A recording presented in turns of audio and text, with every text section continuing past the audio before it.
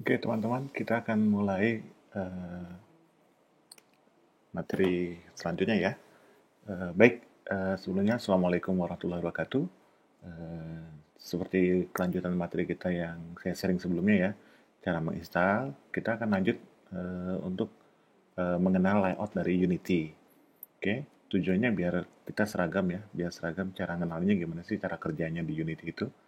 Oke, nah seperti biasa kalau aplikasi tentu tahap pertama ya, kita harus jalanin aplikasinya dulu kan. Oke, kita nyalain mesinnya ya.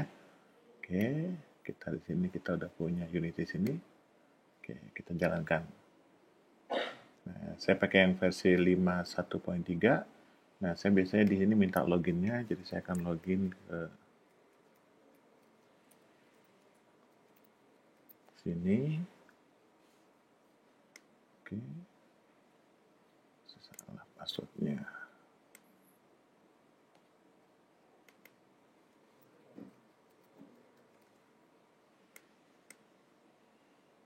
Oke, nggak benar. Nah, sekarang kita akan buka new project ya di sini. New project. Nah, kita kasih nama projectnya apa. Misalkan ini project belajar 001 ya. Oke, kita langsung setel. Nah, sini saya versi 2 yang dua dimensi yang saya gunakan. Saya belum bisa yang 3D, jadi saya belajar yang dua dimensi dulu. Saya pilih di sini, terus saya klik create project. Ya. Nah, kita baru aja bikin namanya buka project baru ya. Kita bikin project baru. Nah, sekarang kita coba lihat projectnya. Oke, tampilannya seperti ini. Teman-teman udah lihat ya, tampilannya seperti ini. Nah, saya mau jelasin layoutnya. Yang pertama kali yang kita mau standarisasi ya, ini di layer sebelah kanan, ini tulisan layout. Nah, ini untuk standar kita pakai yang default saja. Klik default. Nah, kira-kira seperti ini. Oke, ada project, console, ada hierarki, ada inspector. Oke, nah terus yang kedua, saya mau jelasin juga nih yang judul di atas. Oke, ini ada tiga bagian jadi minusnya nih dua. Jadi ini saya jelasin nanti. Ini nama aplikasi ya. Aplikasi kita kan versi dari Unity, oke, yang buat PC, buat Mac sama Linux yang standalone, sifatnya personal. Terus yang kedua, tadi kita bikin project kan ya.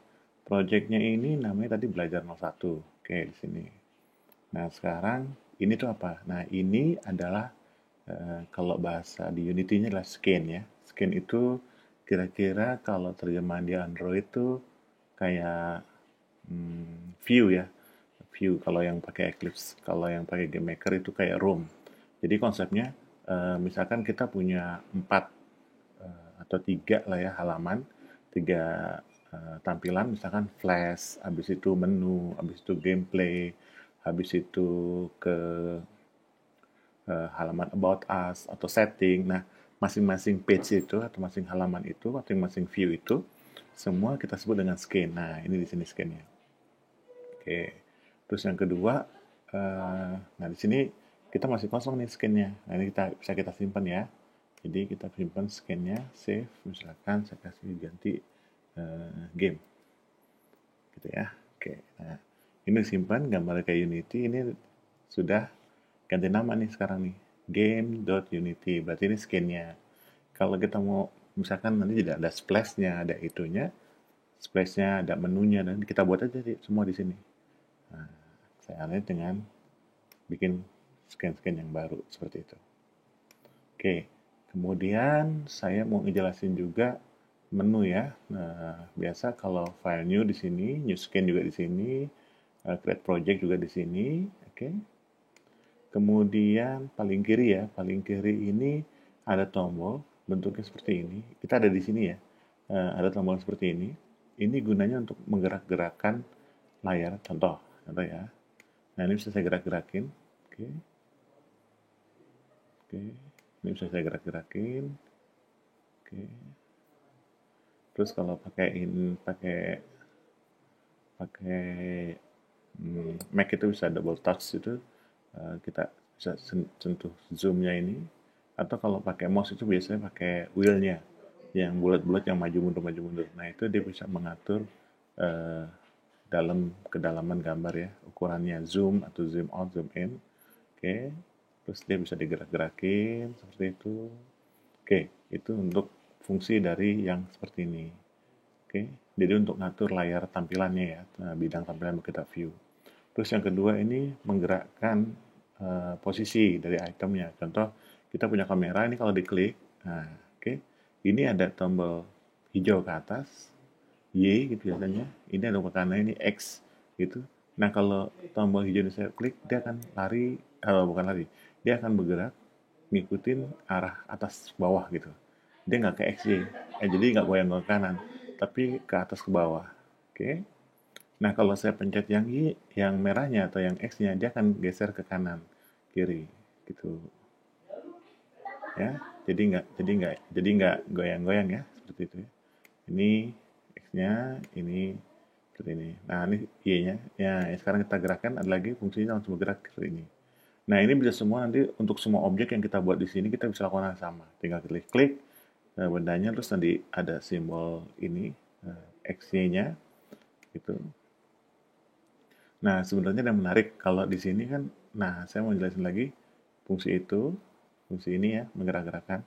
Nah, sebenarnya di dalam itu ada namanya inspector. Ini kayak kalau bahasa pemrograman itu ada properties atau informasi dari benda ini, contoh posisinya X, Y, sama Z ya. Ini kalau saya set 0, dia akan kembali ke posisi tengah. Jadi kalau saya hapus jadi 0, dia jadi 0, nah dia otomatis bergerak. Nah, Z itu apa? Jadi sebenarnya eh, unit itu kan didesain untuk 3D ya. Nah, kalau saya pesan Z itu berarti sebenarnya kita ngelihatnya dari X, Y, 2 dimensi, padahal gambar 3 dimensi. Artinya Z itu adalah kedalaman. Jadi kalau kita masih kasih minus, itu makin ke dalam. Kalau positif makin keluar. Eh, Nanti kita tes, tapi intinya Z itu kalau kita set 0, ini biasanya adalah jadi posisi 0,0, pokoknya di tengah-tengah. Terus kalau X sama Z yang dimainkan berarti nanti tingkat kedalamannya. Jadi kalau gambar bertumpuk itu, kita bisa atur mana yang di depan, mana yang di belakang. Seperti itu. Oke. Terus yang kedua ini ada kayak rotate. Gitu. Nah ini kita fungsinya untuk menggerak-gerakan ini bendanya. Jadi kalau nanti ada misalkan ada gambar mobil atau gambar orang yang mau diputar-putar huruf teks mau diputar-putar itu pakai menu yang itu ya, gambar yang kanan kiri rotate itu. Oke. Nah itu juga ada rotation Z-nya, kelihatan tuh ya, yang ini rotate Z-nya ini mutar-mutar. Kalau gini kita muter-muter gitu. Nah untuk kembalikan kita set aja lagi 0 lagi. Oke, sudah set 0 ya. Sip. Terus yang kedua kita punya ini scale. Jadi kita bisa gede-gedein, kecilin, dan seterusnya. Oh, bukan. Ini, ya ini scale-nya. Jadi bendanya bisa naik ke atas, bisa ke bawah. Ukurannya bisa besar, melebar, meninggi di sini. Ini kelihatan di XY scale-nya ini ya. 1,2 berarti dia udah 20%-nya. Terus naik terus terusnya. Oke, S1 yang X juga oke, sudah. Nah, ini nanti yang terakhir itu untuk scale. Ini untuk scale-nya ini bisa di zoom biasanya kayak ini. Oke, ntar, nanti di objek aja ya fungsi ini. Kita lihat. Oke, ini juga. Oke, itu yang pertama. Terus ini yang kedua, nanti semua objek kita akan dari sini, semua benda-benda yang kita masukkan di sini, kayak teks, kayak gambar, sprite gitu ya, akan masuk ke sini. Ini akan tersimpan di sini. Oke, itu kira-kira di saya.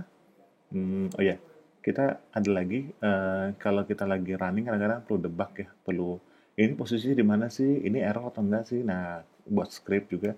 Nah, ini ada di sini konsol. Nah, konsol ini bisa digerak-gerakan ya, jadi bisa ditaruh di sini, gini, nempel di sininya gitu.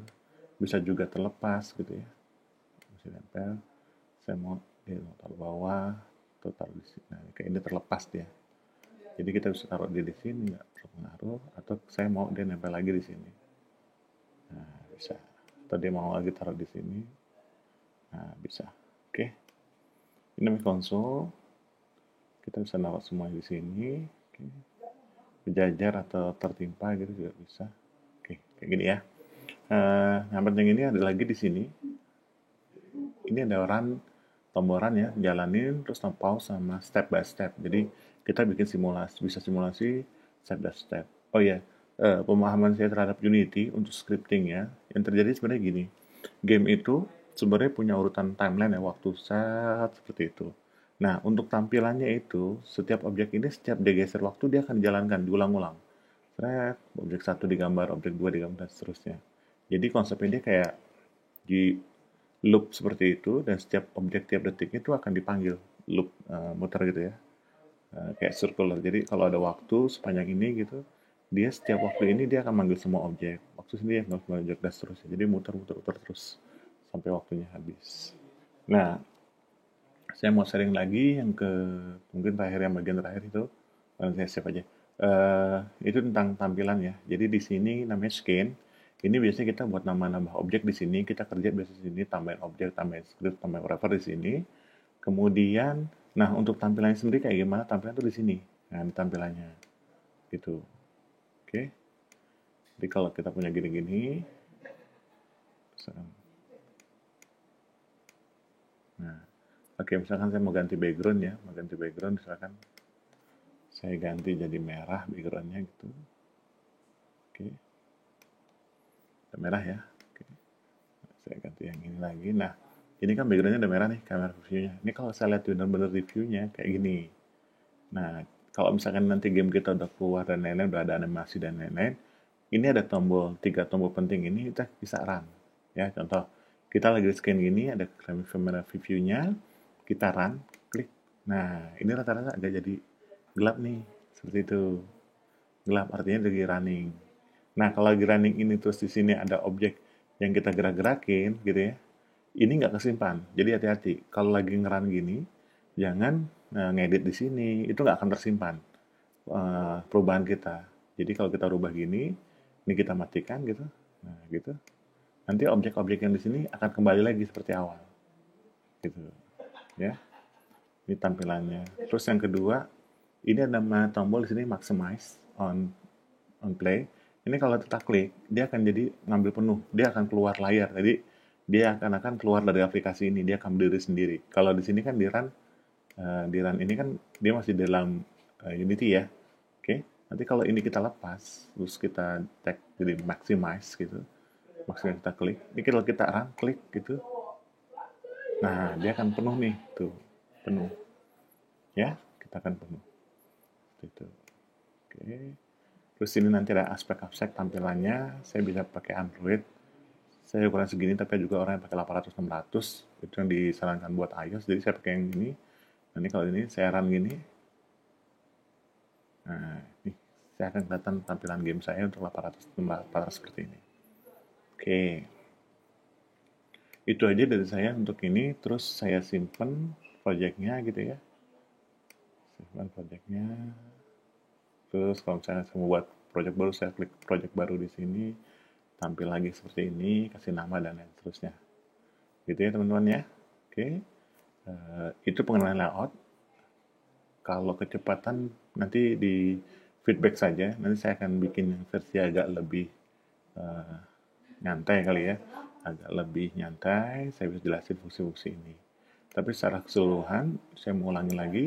Yang pertama, ubah ini menjadi default aja, supaya simple cara tampilannya. Nah, begitu ya, default. Terus yang kedua, ini ada tombol-tombol yang digunakan untuk menggerak-gerakkan objek, seperti itu. Ini project yang kita gunakan, ini ada game skin namanya asset. Nah, skin itu ibaratkan kayak halaman demi halaman ya. Halaman pertama flash, terus ganti ke halaman, misalkan halaman berikutnya halaman menu. Nah, ini semua di sini.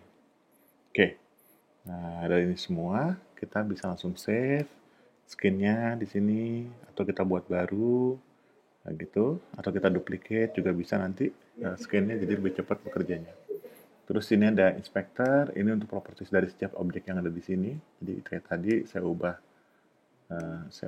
backgroundnya, saya bisa atur di sini, gitu ya. Oke. Terus nanti ada hierarki, nanti objek kita ditampilkan di sini semua yang ada di layar sini. Terus ini ada skin layarnya, tampilannya. Tadi kita ubah background ya. Tampilannya di sini udah kelihatan. Ini run, stop, pause sama ini. Oh ya, kalau lagi run seperti ini, untuk stopnya klik lagi aja yang gini, klik. Nah, itu berhenti deh game-nya. Diklik run, diklik stop. Oke. Ya, baik, itu aja dari saya ya untuk mengenai layout. Nanti kita lanjut ke berikutnya, kita lihat materi berikutnya. Terima kasih, semoga bermanfaat.